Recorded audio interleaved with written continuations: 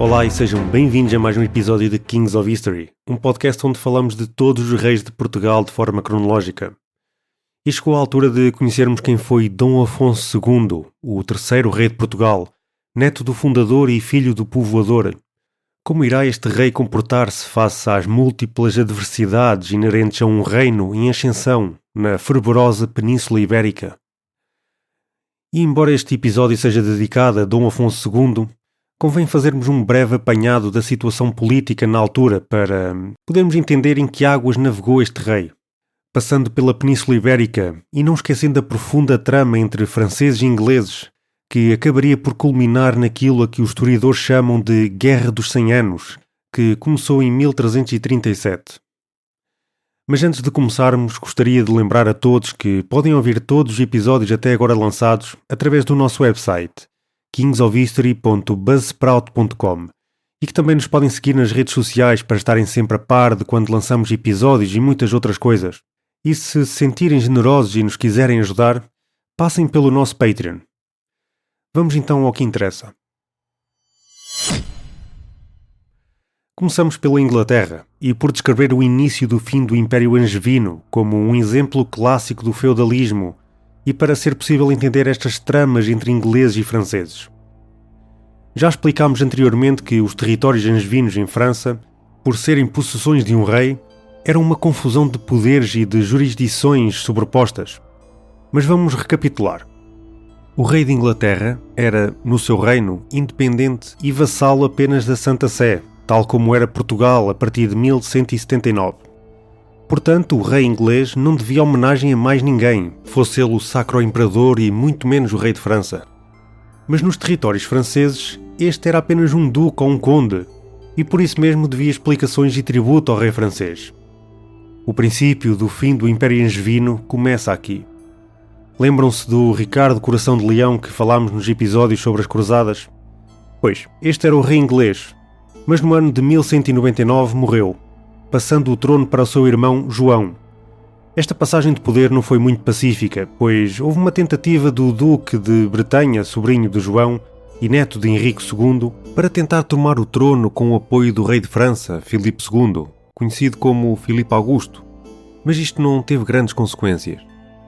Uns anos mais tarde, em 1204, houve uma desavença entre o rei de Inglaterra e um dos seus vassalos no condado de Poitou, a oeste de França, ao qual o rei inglês era também conde. Sei que esta passagem pode ser confusa, mas João de Inglaterra era apenas conde em Poitou, pois este condado não fazia parte do seu reinado, mas sim do reinado do rei francês, Filipe II de França. Para ser mais fácil compreender esta situação, imaginem que têm uma casa comprada por vocês. Esta casa é vossa e são vocês que mandam nela. Agora imaginem que têm que ir morar para uma casa alugada noutra cidade. Mesmo sendo donos de uma casa própria, têm que respeitar a autoridade do vosso senhorio. Esta desavença fez com que o vassalo se tenha sentido lesado pelo seu senhor, João, e apelou ao senhor do seu senhor, ou seja, a Filipe II de França, que aproveitou esta situação para fazer sobressair o seu poder. Filipe II de França, numa forma de demonstrar poder, convocou ambas as partes para uma audiência em Paris. O vassalo, ofendido, compareceu, mas João de Inglaterra não o fez. E não o fez porque, considerou ele, era também Duque da Normandia. E os Duques da Normandia tinham um privilégio que vigorava há séculos. Este privilégio era de serem isentos a chamamentos do seu senhor em Paris. Ora, Filipe II de França concordou com o argumento de João, mas alegou que o convocava não como Duque da Normandia, mas sim como Conde de Poitou, e os Condes de Poitou não tinham a mesma isenção que os Duques da Normandia. Vocês poderão estar a pensar, então João de Inglaterra era rei de Inglaterra, Duque da Normandia e Conde de Poitou? Como é que isto era possível? Pois bem, bem-vindos ao sistema feudal. Pela lei feudal, a mesma pessoa podia ter vários privilégios e títulos. Daí termos vindo a dizer que havia uma sobreposição de poderes. Como resultado de João não comparecer, Filipe II de França declara guerra ao mesmo, como vassalo insubmisso, certamente feliz com o pretexto de poder confiscar ao rei inglês alguns territórios que este tinha em França. Esta guerra deu-se, e a forma descuidada, autoritária e incompetente como João de Inglaterra conduziu a guerra só encontrou paralelo na forma como conduziu a administração do reino. No final, existiram várias guerras, cada uma mais desfavorável aos ingleses que a outra, e estas culminaram em 1214 num tratado de paz feito entre João de Inglaterra e Filipe II de França. Este tratado resultou na redução significativa dos territórios angevinos em França, como a perda definitiva do importantíssimo Ducado da Normandia, cedida em 1204, e dos condados de Anjou, Maine e Poitou, e a emancipação do Ducado de Bretanha. De todos os territórios outrora governados por Henrique II e Ricardo I, antecessores de João de Inglaterra, sobrava apenas a Aquitânia, com as suas dependências. E, embora João tenha tentado por várias vezes reconquistar a Normandia, terra que tinha sido a origem da dinastia que reinava em Inglaterra e a base do seu poder no território, este não teve sucesso. Estas campanhas na Normandia foram custosas e o descontentamento em Inglaterra começou a aumentar entre os nobres e o povo. Para além disso, as políticas do rei não agradavam a ninguém, e esta Inglaterra, que tinha sido um caso precoce da centralização e da administração modernas no contexto europeu, começou a partir daqui a ver a sua monarquia perder cada vez mais privilégios. No dia 15 de junho de 1215, foi assinada a Magna Carta, um documento que é visto hoje em dia como um pilar importante no direito e nas leis britânicas, mas que, para a monarquia de então, significou uma perda de poderes incrível. A Magna Carta foi assinada depois de algumas semanas de tensão entre João de Inglaterra e os seus barões, que organizaram um exército baronil que chegou mesmo a tomar Londres e Lincoln. Forçado a negociar, o rei assinou o documento. O que é que dizia esta carta, perguntam vocês? Basicamente, duas das coisas mais importantes previstas na Magna Carta eram, por um lado, a proteção da propriedade privada e da liberdade individual, impedindo que o rei pudesse confiscar bens ou prender pessoas, a não ser que houvesse um processo legal apropriado. Por outro lado, o rei deixou de poder lançar impostos sem o consentimento dos seus barões, algo que depois evoluiu para além que impedia o rei de lançar impostos sem aprovação do Parlamento, e foi finalmente expandido para o slogan independentista americano No Taxation Without Representation. Portanto, embora tivesse sido uma ótima notícia para os alvores da democracia e do Estado de Direito, a Magna Carta foi uma machadada na centralização do poder nas mãos dos reis ingleses. Não vamos perder muito mais tempo a falar da Magna Carta ou da incompetência de João para governar. Basta dizermos que a assinatura deste documento traduziu-se em mais uma guerra entre o rei, que procurava recuperar o seu poder perdido, e os barões. João acabou por morrer no dia 27 de maio de 1216, e, poupando-vos as peripécias desta primeira guerra dos barões, a paz foi alcançada com a restauração da Magna Carta e com a subida ao trono de Henrique III, com apenas 9 anos de idade. E se os nobres tinham razões para se queixarem do seu pai, João, o futuro reinado do filho foi tão mau que ele acabou deposto, preso e, segundo uma crença que existiu durante muito tempo e ainda hoje sobrevive como lenda popular, foi morto na prisão por meio de um ferro em brasas enfiado através do ânus. No meio de tudo isto, o grande vencedor de disputa com João foi Filipe II de França, que conseguiu seguir as pisadas do seu pai, Luís VII, e tornar o poder régio na força mais importante do seu reino dividido. Mas, ao contrário de Portugal, cujos reis, e como veremos com Dom Afonso II, procuraram e conseguiram manter a coroa sempre acima da hierarquia feudal e senhorial, libertando até certo ponto o trono dos vínculos do feudalismo, os reis franceses desse período, e Filipe II em particular, tiveram de recorrer aos mecanismos desta mesma hierarquia para reafirmar o seu poder. Por exemplo, vimos como este rei conseguiu aproveitar-se das leis feudais para reaver alguns territórios angevinos. A Normandia passou a ser um regengo, ou seja, um território totalmente dependente e propriedade da coroa. Outros territórios foram transformados em senhorios, mas fortemente dependentes do trono em Paris. Então, podemos afirmar que a centralização régia em França não aconteceu abolindo os laços feudais, mas antes reafirmando-os com o rei no centro e fortalecendo o seu papel de senhor sobre os senhores. Àqueles que resistiam, Filipe II de França também tinha a solução: confiscar os seus territórios ou vencê-los em batalha. em 1214 como parte da última guerra movida contra a França por João de Inglaterra, antes da assinatura da Magna Carta, Filipe II de França teve de vencer condes rebeldes e o próprio imperador Otão IV do Sacro Império Romano-Germânico, derrotando-os na Batalha de Bouvines. O Condado da Flandres, que fora uma potência económica e que até tivera, como vimos no episódio 3 da vida de Dom Sancho I, uma condessa portuguesa, Teresa, filha de Dom Afonso Henriques, foi reduzido em importância. O Condado da Bolonha passou definitivamente para a esfera francesa. Também veremos as consequências disto em breve para um dos filhos do nosso Dom Afonso II. E todo o norte de França deixou de oferecer resistência à autoridade do rei francês. No sul, a cruzada albigense, que decorria desde 1209, também significou a derrocada da influência aragonesa no sul de França e a incorporação destes territórios na esfera parisiense. Quem saiu derrotado deste processo foi o rei de Aragão, e é mesmo para Aragão que nos vamos deslocar agora. Afonso II de Aragão tinha morrido em 1196 e foi sucedido por Pedro II com uns tenros 18 anos de idade. O poder aragonês no sul de França estava no seu auge, com os condados de Toulouse, Provença e as regiões de Languedoc e de Roussillon como territórios vassalos. Mas a cruzada albigense veio alterar tudo isto.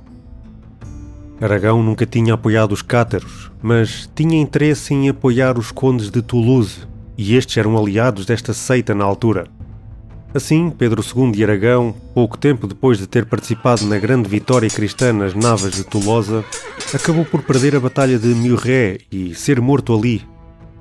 Esta última batalha de Pedro II de Aragão fez com que o poder aragonês no sul de França se tenha estilhaçado, e em poucas décadas também a região da Provença seria perdida para a Casa de Anjou, um braço menor da dinastia reinante francesa. Depois do desastre de Muret, ficou no trono de Aragão o pequeno Jaime I, com apenas 5 anos de idade. A sua tenra idade e as consequências da Batalha de Muret originaram um período de instabilidade e rebeliões, cujas consequências só foram verdadeiramente resolvidas em 1227. Mas antes disso, em 1221, Jaime I de Aragão, com apenas 13 anos, casa-se com Leonor, filha de Afonso VIII de Castela. E é mesmo para Castela que viajamos agora. Afonso VIII de Castela era de facto o rei mais importante daquele período na península. Era o líder para onde todos os olhos se voltavam quando os almohadas davam mostras do seu poder, especialmente depois de Alarcos. E chegou mesmo a envolver-se numa guerra de curta duração com João de Inglaterra em 1205, reclamando parte de Gasconha como parte do dote que deveria receber do seu casamento, que foi, como vimos, com uma plantageneta. Contudo, Afonso VIII é melhor recordado por duas coisas. Em primeiro lugar, pelas alianças matrimoniais que enlaçou durante o seu reinado, ou que aconteceram por sua iniciativa. Leonor casou com o jovem Jaime I de Aragão, como vimos há pouco. Urraca, outra das suas filhas, tornou-se rainha de Portugal, sendo esposa de Dom Afonso II. Outra, Branca, casou com Luís VIII de França e foi mãe e regente em nome de Luís IX, o São Luís que referimos nos episódios de interlúdio sobre as cruzadas. Berengária, e esta é importante, foi rainha de Leão e a mãe de vários filhos com Afonso IX, um deles o grande Fernando III, reunificador dos reinos. Berengária foi também rainha de Castela, mas já lá iremos. Voltando a Afonso VIII de Castela, uma outra razão por ser bastante conhecido é, sem dúvida, pela sua retumbante vitória na Batalha das Navas de Tolosa, a 16 de julho de 1212. Iremos falar com maior pormenor sobre esta batalha mais à frente, visto que, embora Dom Afonso II de Portugal não tivesse participado pessoalmente, enviou um contingente que se destacou no combate. Como consequência desta batalha e das futuras convulsões que afetaram o poder almohada, as portas do Al-Ándalus abriram-se finalmente à conquista definitiva dos cristãos. Mas Afonso VIII de Castela não conseguiu aproveitar esta oportunidade, pois morreu a 5 de outubro de 1214. Para o seu trono sucedeu o pequeno Henrique I, cujo nome foi dado em honra do seu avô materno, Henrique II de Inglaterra. O agora Henrique I de Castela tinha apenas 10 anos de idade quando subiu ao trono. casado com Mafalda Sanches, uma das filhas de Dom Sancho I de Portugal, acaba por morrer apenas 3 anos depois de subir ao trono em 1217, com apenas 13 anos. Tudo isto contribuiu para que Castela não pudesse prosseguir com as guerras contra os almohadas, e assim, ambos os reinos assinaram uma trégua de vários anos. A situação de Castela era grave, uma vez que o mais próximo parente masculino de Henrique I era o rei de Leão, Afonso IX. Sendo que Berengária, a ex-esposa de Afonso IX de Leão, era a irmã mais velha do recente falecido Henrique I, e visto que não havia herdeiros diretos masculinos, esta ficou com o trono, sendo rainha de Castela entre 6 de junho e 31 de agosto de 1217. Mas Berengária não queria perder o seu reino para as mãos do seu ex-marido Afonso IX de Leão. Então, concebeu um plano para que o filho de ambos, o tal Fernando, subisse ao trono de Castela, impedindo assim que Afonso IX unificasse os dois reinos. Para isso, escreveu uma carta ao ex-marido para que deixasse Fernando visitá-la, ficando assim no trono até que ele chegasse. Quando o Fernando chegou, ela abdicou em seu favor e ele subiu ao trono, assegurando o seu poder contra as consequentes rebeliões por volta de 1218. Até à morte de Dom Afonso II de Portugal, Castela viu-se impedida de reiniciar as conquistas devido às tréguas assinadas em 1214. Portanto, voltaremos a este rei no próximo interlúdio, em especial depois da unificação dos reinos de Castela e Leão, que acontece em 1230. Até esse ano, quem continuou a reinar Leão foi Afonso IX. Portanto, o reino de Dom Afonso II de Portugal começou e findou com aquele monarca sentado no trono de Leão, o último monarca leonês a fazê-lo. Mas sobre os principais acontecimentos do seu reinado, vamos falar à medida que formos desenrolando o reinado de Dom Afonso II de Portugal, já que ambos os reinos estavam intimamente ligados durante estes anos, tanto para o bem como para o mal. Grande viagem que fizemos, mas finalmente chegámos a Portugal, terra onde nasce o futuro rei, de seu nome Afonso II. Afonso II de Portugal, o terceiro rei português, nasce no dia de São Jorge, a 23 de abril de 1186. Um dia auspicioso para a cristandade e que não passou despercebido aos olhos dos contemporâneos. Filho de Dom Sancho I e de Dona Dulce, nunca chegou a conhecer o avô, de quem herdou o nome e herdaria também o título depois do seu pai. Afonso II de Portugal nasceu numa fase avançada do casamento dos pais, e o facto de a sua irmã mais velha ter já 10 anos de idade quando este nasceu comprova-o. Por causa disso, e também devido à sucessão muito mais frequente de nascimentos que se seguiram ao pequeno Afonso, alguns historiadores foram lançando a hipótese de que tivessem existido mais gestações, mas que estas poderão ter resultado em abortos. Aliás, como já vimos antes, existiu um caso de uma filha que morreu em tenra idade, Constança, nascida em 1182. Quanto ao local de nascimento, mais uma vez não podemos dizer com certeza, mas tendo em conta os trajetos do seu pai naquele ano, e mais especificamente naquela altura do ano, foram avançadas hipóteses de que tenha nascido em Tomar ou Coimbra. Tomar era ainda uma cidade segura e longe da fronteira, e ainda estávamos alguns anos da ameaça almohade a esta praça. Ainda assim, a centralidade que Coimbra adquiriu durante o final do reinado de Dom Afonso Henriques e do reinado de Dom Sancho I faz pensar que esta hipótese também é muito provável. Vamos ficar por aqui no nosso episódio de introdução de Dom Afonso II de Portugal. E embora só tenhamos chegado ao seu dia de nascimento, fizemos uma importante viagem pelos poderes europeus na altura, para percebermos o que se estava a passar na Europa mais próxima e que tudo isto teria, como iremos ver mais à frente, uma grande influência no reinado de Dom Afonso II. Vemo-nos no próximo episódio, onde iremos finalmente falar da vida de Dom Afonso II ao pormenor e descobrir quem realmente era nestes seus primeiros anos de vida. Até lá, bem-aja a todos.